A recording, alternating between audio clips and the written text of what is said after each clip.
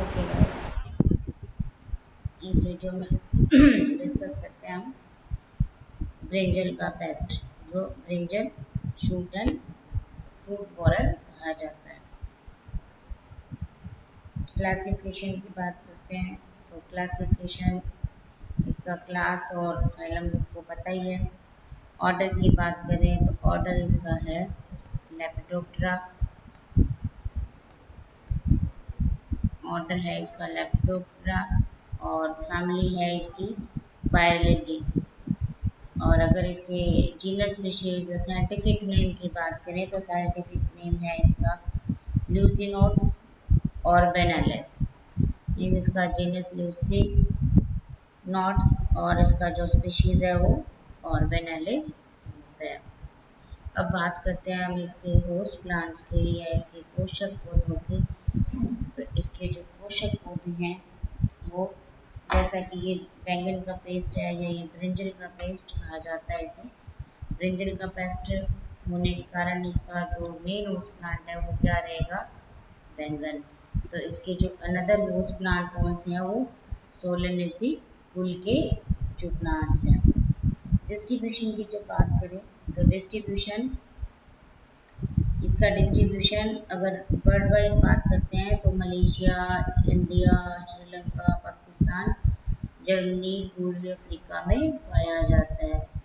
और अगर इसकी डैमेज की बात करते हैं कि जो इसका नेचर ऑफ डैमेज कैसा है या ये कितना डैमेज करता है, तो ये क्या करता है, बैंगन की फसल के लिए काफ़ी हानिकारक इंसेक्ट है। और इसकी सूंडी के द्वारा डैमेज किया जाता है या इसका जो लार्वा होता है उसके द्वारा फसल को डैमेज किया जाता है। ये जो प्लांट्स के सॉफ्ट पोर्शन जो होता है, कोमल तने होते हैं या जो फल होते हैं, उनको डैमेज करते हैं इसकी जो लार्वा स्टेज होती है या जो इसकी सूंडी होती है। ये कोमल जो टहनियाँ होती हैं या तनों में छेद करके सुरंग बना लेती हैं और फिर उसके अंदर चली जाती हैं, और जिससे ऊपर से प्लांट्स मुरझाकर लटक जाता है। तो इस प्रकार जो इसकी जो मतलब हानिकारक जो अवस्था है वो सुंडी या लार्वा अवस्था रहती है।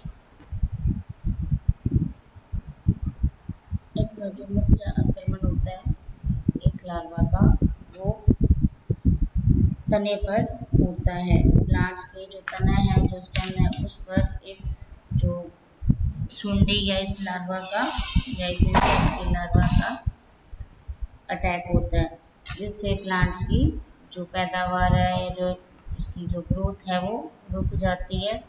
और पौधों में जब फल लगते हैं तो जो अंडों से निकलने वाले लार्वा होते हैं, जो सुंडी अवस्था है, वो इन फलों को भी डैमेज कर देती है। ये छोटे छोटे फलों के बाह्य दल के अंदर घुस जाती है और फिर बाहर से छेद दिखाई नहीं पड़ते। अंदर जाने के बाद बाहर से जो छेद है वो हमें दिखाई नहीं पड़ते, जबकि अगर बड़े फल हो तो उसमें छिद्र बड़े बड़े दिखाई देने लगते हैं। और जो इसकी सुंडियाँ होती हैं, जब जो लार्वा स्टेज है, वो इस फलों के सारे गूदे को अंदर खाते रहते हैं। और कभी कभी ऐसी स्थिति हो जाती है कि इनमें फंगस का भी प्रकोप हो जाता है, या जिसको कहते हैं फफूंद भी लग जाती है। और ये जो ग्रसित फल होते हैं फिर ये उपयोग के लिए नहीं रहते। वर्षा या बसंत ऋतु जब आती है तब इन इंसेक्ट्स का प्रकोप अत्यधिक होता है और सारी फसल नष्ट हो जाती है। एक जो सुंडी है या एक जो लार्वा है वो 4 से 6 फलों को नष्ट कर देती है।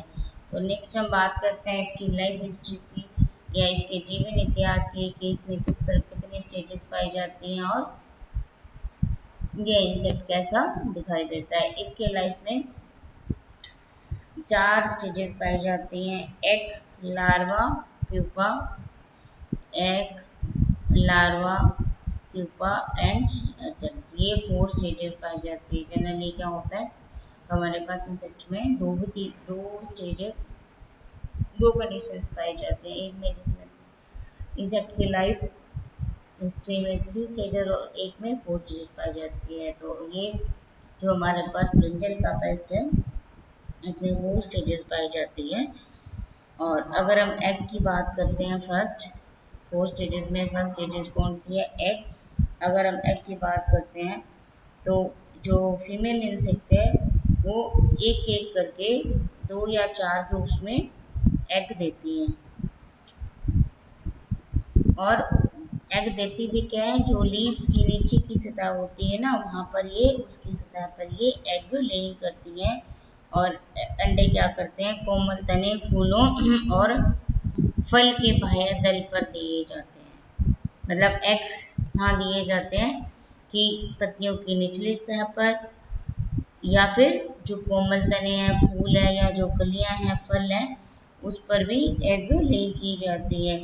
और ये जो अंडे होते हैं, जो एग होते हैं, वो क्रीम की तरह दिखाई देते हैं।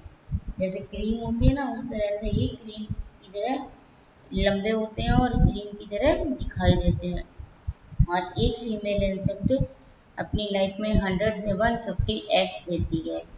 और एग का जो हैचिंग टाइम है वो कितना रहता है, 3 से 6 दिन का रहता है। एग हैचिंग का मतलब है कि एग पककर फूट जाते हैं और फिर इनमें से जो इसकी नेक्स्ट स्टेज है, लार्वा निकलती है। तो जो एग हैचिंग का टाइम है वो 3 से 6 दिन का होता है। नेक्स्ट स्टेज कौन सी होती है हमारे पास, इसका लार्वा, या जिसको सुंडी भी कहते हैं। तो जब ये सुंडी अंडे से निकलती है तो क्या करती है, प्लांट्स के जो कोमल तने होते हैं उसमें छेद कर जाती है और उसके अंदर ही चली जाती है। और बाद में जब ये धीरे धीरे विकसित भी होती है तो बाद में ये फूलों को और फलों को भी डैमेज करती है। ये वाइट कलर की सुंडी होती है। आपने कभी गौर से देखा होगा कि जब कभी बैंगन के अंदर कीड़ा निकलता है ना, कि बैंगन खराब है, इसमें कीड़ा निकला, तो वो सुंडी निकलती है उसमें से। तो वो क्या होता है एक्चुअल में, इस इंसेक्ट की लार्वा स्टेज होती है, जो वाइट कलर की होती है और बाद में येलोइश वाइट हो जाती है। ये तो जनरली ऐसे इंसेक्ट तो जनरली हमने देखे हैं, हमने भिंडी का भी पेस्ट देखा होगा, भिंडी के अंदर कीड़े निकलते हैं मटर के अंदर निकलता है ना, ग्रीनिश कलर की, वो भी क्या होती है, इंसेक्ट की सुंडी जो होती है या लार्वा अवस्था होती है। फिर आपने देखा होगा सरसों के साथ भी कई बार आपने देखा होगा कि छोटे छोटे ये लार्वेज या जो ये सुंडी आ जाती है। या फिर जो चने की फसल है, चने की सुंडी को भी आपने देखा होगा। तो ये तो हमारी जो लाइफ की लाइव एग्जांपल है कि जो आसपास हमारे सब्जियां या फ्रूट्स या इस प्रकार के जो हैं प्लांट्स, जिसको हम इनके पेस्ट को देख चुके हैं, जो इनकी सुंडी अवस्था है उसको भी हम देख लेते हैं। तो ये जो सुंडी अवस्था है ये क्या करती है, पूरन जब विकसित हो जाती है तो 18 से 23 लंबी हो जाती है। और इसका जो डेवलपमेंट है या इसका जो ग्रोथ है, विकास है, वो 5 अवस्थाओं में होता है। और गिडार अवस्था 14 से 20 डेज की होती है। मीन्स ये जो अवस्था है हमारे पास, ये कितनी है, 14 से 20 डेज की होती है। नेक्स्ट हम बात करते हैं कृमि कोश या प्यूपा की। तो जो पूर्ण विकसित सुंडी होती है वो क्या करती है, फल से बाहर निकलकर पत्तियों के बीच चली जाती है और वहाँ फिर ये क्या करती है, प्यूपा में बदलती है या अपने बाहर कोकून का फॉर्मेशन कर लेती है। और जहाँ पत्तियां घिरी होती है ना, वहाँ पर क्या करती है, नाव के आकार का, जैसे हमें बोट दिखाई देती है ना, तो बोट शेप में क्या करती है, ये बोट शेप में इस प्रकार से इसकी शेप, अपने लास्ट डायग्राम में भी देखा होगा कि ये बोट की शेप में इस प्रकार से कोकून की फॉर्मेशन करती है, जो किसका बना होता है, सिलिकॉन कोकून होता है। सिलिकॉन से बनाते हैं कोकून, जिसको सिलिकॉन कोकून कहा जाता है। और उसके अंदर ही ये प्यूपा फॉर्म में बदल जाती है। और यह जो अवस्था होती है कृमि कोश अवस्था या प्यूपा जो स्टेज होती है, ये 7 to 11 डेज की होती है। 7 से 11 दिन तक कृमि कोश अवस्था पाई जाती है।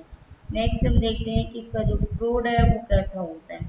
जब प्यूपा की जो डेज है 7 to 11 डेज पूरे होते हैं तो उसमें से एक वाइट कलर का एडल्ट इंसेक्ट निकलता है, जो वक्ष तथा उदर के ऊपरी भाग पर पीले भूरे अथवा काले रंग के धब्बे पाए जाते हैं। इंसेक्ट के उदर और ऊपरी भाग पर काले रंग के या भूरे रंग के धब्बे पाए जाते हैं और इनके पंख कैसे होते हैं, व्हाइट कलर के पाए जाते हैं और इन पंखों पर भी ब्राउन कलर के बड़े बड़े स्पॉट पाए जाते हैं। और फीमेल और जो मेल है दोनों ही कोकून से निकलने के बाद या प्यूपा से जब एडल्ट बनते हैं तो एडल्ट बनने के जस्ट बाद ये कॉपुलेशन प्रोसेस को करते हैं या मैटिंग क्रिया करते हैं और फीमेल इंसेक्ट 1 से 2 दिन के बाद ही एग लेइंग शुरू कर देती है।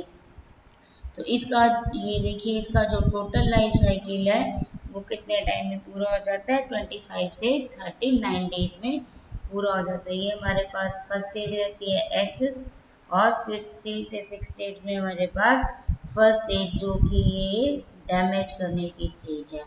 ये क्या होती है, सबसे हानिकारक जो कि फसल को डैमेज करती है। फिर 14 टू 20 डेज में थर्ड स्टेज बनती है। प्यूपा कहाँ बनती है, जो पत्तियां गिरी हुई होती हैं उन पत्तियों में झुंडी प्यूपा अवस्था में बदलती है और 7 से 11 डेज में उसमें से एडल्ट बनकर बाहर निकलते हैं और मैटिंग क्रिया करने के बाद 1 से 2 दिन के बाद फीमेल इंसेक्ट एग लेइंग शुरू कर देती है। तो एक साल में इसमें कितनी पीढ़ियां मिलती हैं, 5। एक साल में कितनी जनरेशन, 5 जनरेशन और कंप्लीट मेटामॉर्फोसिस पाया जाता है। और जब सर्दी का सीजन होता है या विंटर सीजन में ये हाइबरनेशन अवस्था में ही सुंडी पड़ी रहती है। हाइबरनेशन अवस्था क्या, सुप्तावस्था, जिसमें ये इनएक्टिव स्थिति में इनएक्टिव कंडीशन में रहती है।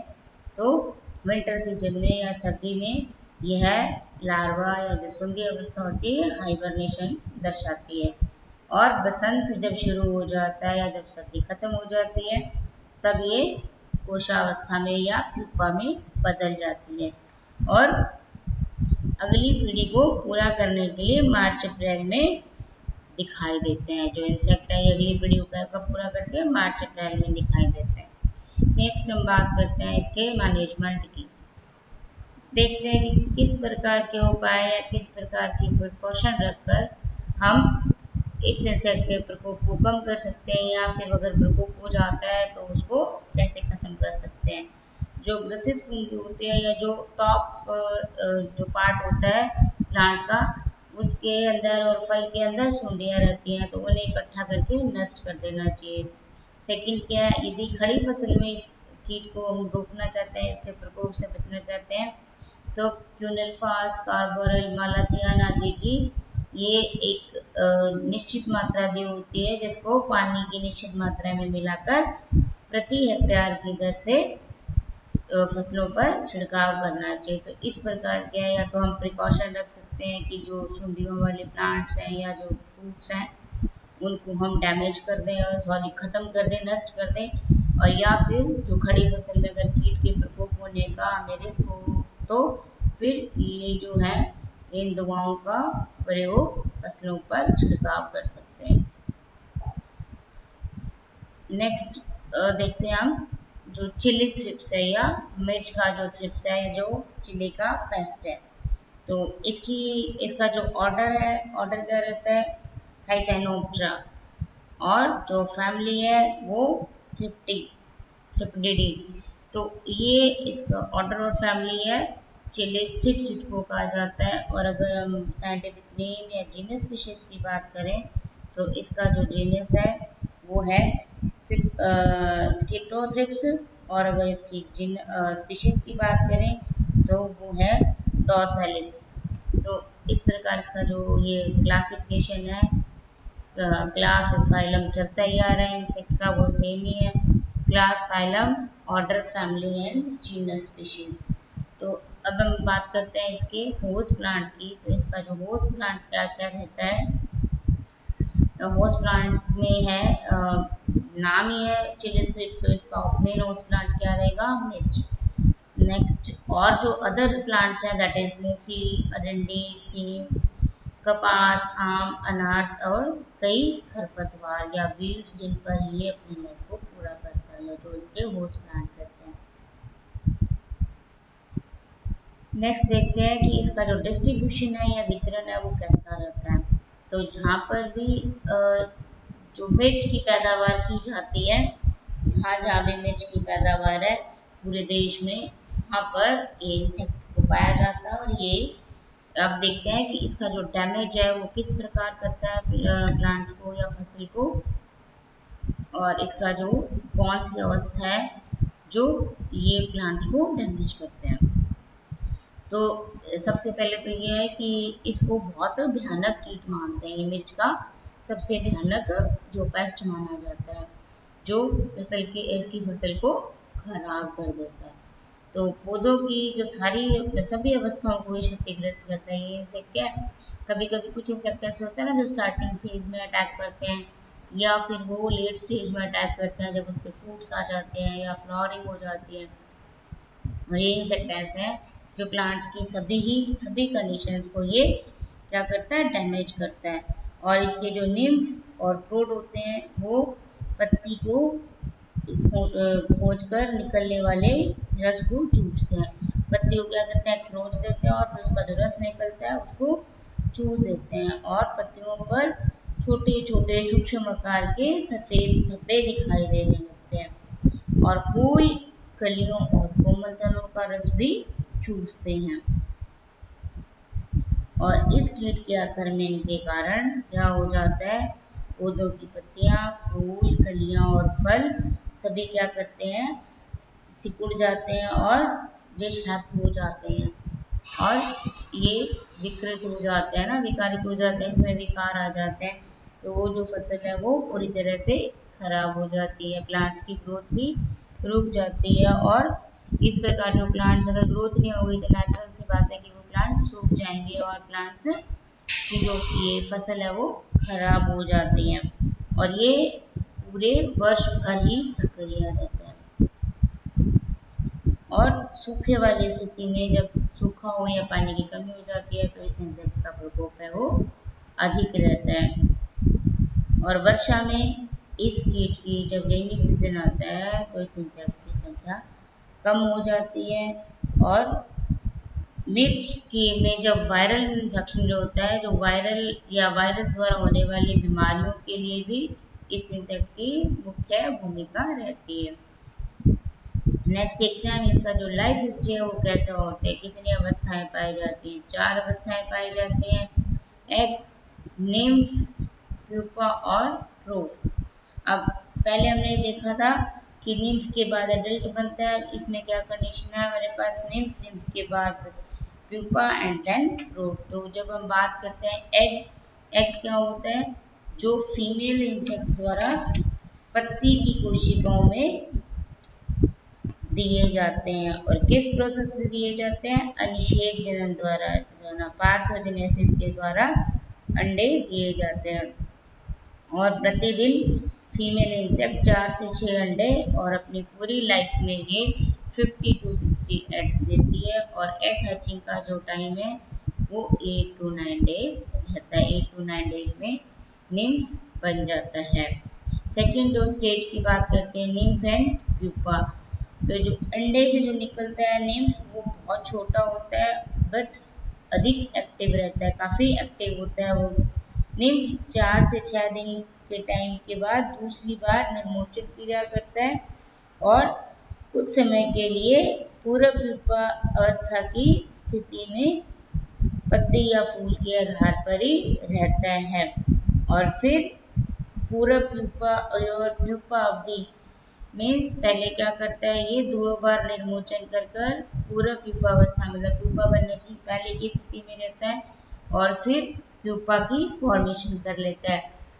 तो ये जो टाइमिंग रहता है पूरा प्यूपा और प्यूपा की अवधि पूरी, वो 2 से 3 दिन तो क्या रहता है पूरा प्यूपा की अवधि, और 5 दिन तक रहती है प्यूपा की अवधि। मीन्स लगभग 8 दिन तक इस स्थिति में दोनों स्टेजेस बन जाती हैं। पहले निम्फ, निम्फ के बाद प्यूपा, क्योंकि जो निम्फ है वो अपने बाल एक कोट बना लेता है, कोटिंग कर लेता है, जैसे प्यूपा कहा जाता है। तो प्यूपा अवस्था में रहता है लगभग 5 दिन तक। और देन किस में कन्वर्ट हो जाते हैं, ये फ्रूट या एडल्ट में। तो इसका जो फ्रूट होता है वो सूक्ष्म आकार का होता है, लंबा और या काले पीले रंग का होता है।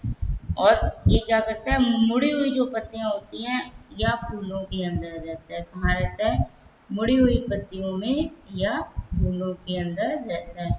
इसका शरीर लगभग 10 mm लंबा होता है, मतलब ये सिर्फ 10 मिलीमीटर लंबा होता है। और इसके जो प्रोड है के पंख कैसे होते हैं? कटे हुए होते हैं। प्रोड के पंख कटे हुए होते हैं। और नेक्स्ट हम देखते हैं इसका कि लाइफ साइकिल में कितनी कैसा कौन सा मेटामॉर्फोसिस पाया जाता है और किस प्रकार ये स्टेजेस को पूरा देखते हैं। पहले एग में क्या होता है हमारे पास? एग से फर्स्ट स्टेज, फिर सेकेंड हमारे पास क्या बनती है? 8 से 9 दिन में हमें निम्फ बन जाता है, ये एक स्टेज हो जाती है। और ये हमारे पास सेकेंड स्टेज। और थर्ड में कौन सी स्टेज है? प्यूपा, जो कि 4 से 6 दिन में बनता है। और प्यूपा 3 to 6 डेज, मतलब प्यूपा की जो अवस्था है वो लगभग 5 डेज की होती है। और प्यूपा से 5 से 6 डेज के अंदर एडल्ट बन जाता है। और लाइफ साइकिल 20 से 25 डेज में पूरा होता है। और इसमें कई ओवरलैपिंग स्पीशीज, ओवरलैपिंग जनरेशंस पाई जाती हैं। मीन्स एक पीढ़ी और फिर दूसरी पीढ़ी के केस में पार्थोजेनेसिस द्वारा एक लिंक की जाती है। तो नेक्स्ट हम बात करते हैं इसके कंट्रोल की या इसके मैनेजमेंट की, किस प्रकार से हम इसको मैनेज कर सकते हैं या क्या क्या हमें प्रिकॉशंस लेनी चाहिए। एक तो कि जो मिर्च की प्रतिरोधी जातियाँ या प्रतिरोधी किस्मों का प्रयोग करना चाहिए। सेकेंड है कि ज्वार के बाद मिर्च की फसल नहीं बोनी चाहिए। प्याज और मिर्च भी साथ साथ नहीं खेती नहीं करनी चाहिए। तो ये एक तरह से प्रिकॉशंस है जब हम मिर्च की खेती करते हैं तो कब और कौन सी फसल के साथ नहीं करनी चाहिए। और फसल पर 5% कार्बाइल डस्ट का 25 किलोग्राम प्रति हेक्टेयर की दर से बर्ताव करना चाहिए। और अगर हम ये नहीं करते तो निम्न जो प्रकार से दी हुई दवाइयाँ हैं, इमिडाक्लोप्रिड, स्पाइनोसैड, मिथोमिल आदि की जो ये एक सीमित मात्रा, निश्चित मात्रा दी है, उनका पानी में मिलाकर छिड़काव करना चाहिए। तो इस प्रकार ये क्या था? इसका चिल्ली का या जिसको कहते हैं मिर्च का पेस्ट था। और नेक्स्ट हम करेंगे डायमंड बैक मॉथ, जो कि फूल गोभी और पत्ता गोभी का पेस्ट है। तो ये हम करेंगे डायमंड बैक मॉथ, हीरक प्रस्थ शल्क, ऑर्डर लेपिडोप्टेरा से बिलोंग करते हैं, फैमिली प्लूटिलिडी। और साइंटिफिक नेम की अगर बात करें तो जाइलोस्टेला इसका जीनस और मैक्यूलिपेनिस स्पीशीज का ये मॉथ होता है। और अब देखते हैं कि इसका जो होस्ट प्लांट्स हैं वो कौन कौन से हैं। फूल गोभी, पत्ता गोभी, मूली, सरसों और बैंगन के कुल के अन्य पौधे। तो ये सभी क्या इसके होस्ट प्लांट होते हैं। अब नेक्स्ट देखते हैं कि इसकी कौन सी स्टेज है जो डैमेज करती है और इसका जो डैमेज है वो किस प्रकार होता है। तो इस जो मौत की या जो शल्ब होता है, इस मौत की जो सुंडी अवस्था होती है, मीन्स इसका जो लार्वा होता है, लार्वा स्टेज क्या है? जो फूल गोभी और पत्ता गोभी की पत्तियों को खा जाती है और उसको नष्ट कर देती है। फूल गोभी और पत्ता गोभी की जो बीच वाली पत्तियां होती हैं या उसका जो हेड रीजन होता है उसको सबसे अधिक हानि पहुंचाई जाती है। और पौधों की स्टार्टिंग स्टेज से लेकर जब अगस्त सितंबर में इनका सीजन शुरू होता है ना, गोभी की पैदावार होती है, तो इन महीनों में इसका जो सुंडी का प्रकोप बहुत अधिक होता है। और कभी कभी तो इतना प्रकोप हो जाता है कि पूरी की पूरी नर्सरी ही नष्ट हो जाती है। प्राइमरी स्टेज में जो लार्वा होते हैं वो पत्तियों के नीचे की सतह पर सुरंग बना लेते हैं, यानी कि पत्तियों की नीचे सुरंग बना लेते हैं और फिर अंदर जाकर उसको खाते रहते हैं, जिससे क्या होता है कि बड़ा होकर यह पत्तियों में ही छिद्र बनाकर अंदर ही उसके जो ग्रीन पोर्शन होता है उसको खाते रहते हैं और जो पैदावार है उसमें कमी हो जाती है। आपने गोभी का कीड़ा भी देखा होगा, है ना। गोभी में भी कई बार जो निकलते हैं ना कि कीड़े होते हैं छोटे छोटे, बिल्कुल छोटी छोटी जो सुंडियां होती हैं या जो उसका लार्वा है वो क्या होता है, गोभी का जो पेस्ट है उसका ये लार्वा ही हमें गोभी की बीच में जो छोटी छोटी सुंडियां मिलती हैं वही होता है जो इसका पेस्ट होता है। तो ये बहुत सारे तो एग्जाम्पल ऐसे हैं कि हमने अपने फ्रूट सब्जियां जो घर में आते हैं उनमें देख ही होता है। नेक्स्ट बात करते हैं हम इसके लाइफ साइकिल की। तो लाइफ साइकिल में क्या होता है, 4 अवस्थाएं पाई जाती हैं। एक एग, सेकंड लार्वा या जिसको सुंडी अवस्था कहते हैं, थर्ड इसका प्यूपा और लास्ट वन इज एडल्ट। तो जब एग की बात करते हैं तो एग इसके कैसे होते हैं, छोटे और पीले रंग के एग होते हैं जो एक एक करके 2 से 40 के समूह में दिए जाते हैं। एग कहाँ दिए जाते हैं, पत्तियों की नीचे की सतह पर एग ले की जाती है और जो फीमेल है वो अपनी पूरी लाइफ टाइम में 18 से 356 तक एग देती है। और इसका जो हैचिंग टाइम होता है, हैचिंग का टाइम वो 3 से 9 दिनों तक होता है कि 3 से 9 दिन के अंदर ये एग पककर फूट जाता है और उसमें से सुंडी बाहर निकल जाती है, जो लार्वा है वो बाहर निकल जाता है। सेकेंड स्टेज होती है इसकी लार्वा या सुंडी। जो एग से लार्वा निकलता है वो पत्तियों के जो नीचे की सतह पर एग दिए जाते हैं, वहां पर लार्वा फूम बनती है, लार्वा निकल जाता है एग से और फिर निचली सतह पर सुरंग बनाकर अंदर खाता रहता है। और फर्स्ट और जो सेकेंड इंस्टार लार्वा होता है, सेकेंड इंस्टार लार्वा तक ये सुरंग के अंदर ही रहता है, जबकि जो थर्ड इंस्टार बनता है तो थर्ड इंस्टार सुरंग के बाहर की पत्तियों को भी डैमेज करना शुरू कर देता है। 2 इंस्टार तो सुरंग के अंदर रहते हैं और थर्ड बाहर की पत्तियों को भी खाना शुरू कर देता है। और जो फोर्थ इंस्टार लार्वा होता है वो पत्तियों की निचली सतह पर खाता रहता है और केवल क्यूटिकुलर सतह को छोड़ देता है, जिससे जो पत्तियां हो जाती हैं वो क्षतिग्रस्त हो जाती हैं और पारदर्शी दिखाई देने लग जाती हैं। और ये जो सुंडी है वो 8 से 16 दिन में पूरी तरह से विकसित हो जाती है और जिसकी लंबाई लगभग 8 मिलीमीटर लंबी हो जाती है। अभी पीछे आपने डायग्राम में देखा ना कि किस प्रकार की सुंडियां होती हैं इंसेक्ट की। हम वैसे भी हमने सब्जी और फ्रूट्स में देखा ही, हमारे घरों में भी ऐसे जो आते हैं सुंडी जो होती है वो एक्चुअली इंसेक्ट का लार्वा ही होता है। तो नेक्स्ट बात करते हैं हम इसकी कृमि कोश की, या जो इसका प्यूपा जो होता है। तो प्यूपा जो बनता है वो परिवर्तित कब होता है, जब ये विकसित सुंडी पहले अपने बाहर कोकून बना लेती है जिसे कृमि कोश कहते हैं और उस कोकून में रहती है, तो वो जो स्थिति होती है वो प्यूपा कहलाती है। और जो ये प्यूपा जो ये लार्वा अपने बाहर कोकून बनाता है वो दोनों सिरों से खुला होता है और पत्तियों से जुड़ा रहता है। ये एक स्पेसिफिक कैरेक्टर है। जनरली क्या होता है, जो कोया या कोकून होता है वो बंद बनाया जाता है, लेकिन इस लार्वा के द्वारा कैसा बनाया जाता है, जो दोनों तरफ से खुला होता है और पत्तियों से जुड़ा रहता है। और जो लार्वा है, ये जो सुंडी है वो इस कोकून के अंदर कोशावस्था में रहती है और यह कोशावस्था 2 से 5 दिन की होती है। तो लास्ट जो स्टेज होती है वो हमारे पास प्रौढ़। जो एडल्ट हैं वो इस कीट के एडल्ट केवल 20 डेज तक जीवित रहते हैं और इनका जो लाइफ साइकिल है वो सितंबर अक्टूबर में पूरा हो जाता है और लगभग कितने दिन में पूरा होता है, 15 से 18 दिन में पूरा हो जाता है।